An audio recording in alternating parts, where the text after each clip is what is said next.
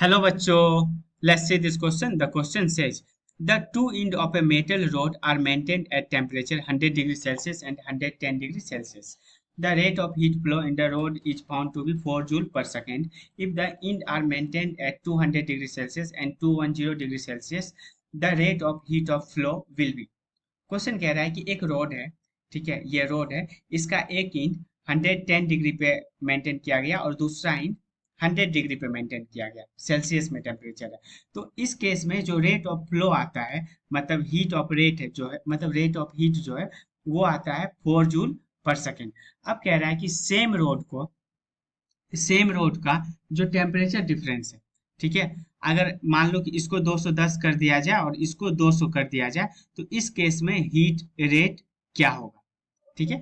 मतलब ये एक रोड था, एक साइड का एक पॉइंट का टेम्परेचर 110 डिग्री था और दूसरे साइड का टेम्परेचर 100 डिग्री था। तो इस केस में रेट ऑफ हीट जो था वो था 4 जूल पर सेकंड। वही कह रहा है कि अगर सेम रोड को एक साइड का टेम्परेचर 210 डिग्री सेल्सियस कर दे और दूसरे साइड का टेम्परेचर 200 डिग्री सेल्सियस कर दे तो हीट रेट क्या आएगा। तो बेसिकली इस क्वेश्चन का जो की कॉन्सेप्ट आता है वो एक फॉर्मूला आता है और वो फॉर्मूला है हीट रेट का, ठीक है, जो कि टेम्परेचर पे डिपेंड करता है। तो heat rate is equal to H R का मतलब हीट रेट, ठीक है।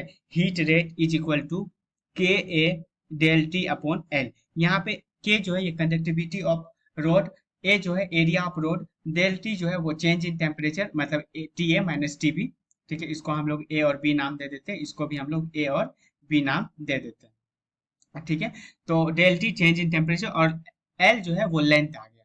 अब क्वेश्चन में है क्या, क्वेश्चन में रोड भी सेम है, उसके बाद सेम रोड है तो मतलब कंडक्टिविटी भी सेम है और एरिया भी सेम है। तो यहाँ से हम लोग लिख सकते हैं कि जो रेट ऑफ हीट है वो डायरेक्टली प्रोपोर्शनल हो जाएगा किसके, चेंज इन टेम्परेचर के। देखो इस वाले फॉर्मूला को ही डायरेक्टली प्रोपोर्शनल में कन्वर्ट कर दिया। ऐसा क्यों कन्वर्ट किए कि देखो दोनों सेम रोड था तो कंडक्टिविटी सेम, एरिया सेम और लेंथ सेम। तो यहाँ से इसलिए हम लोग रेट ऑफ हीट जो है डायरेक्टली प्रोपोर्शनल कर दिए किसके, चेंज इन टेम्परेचर के।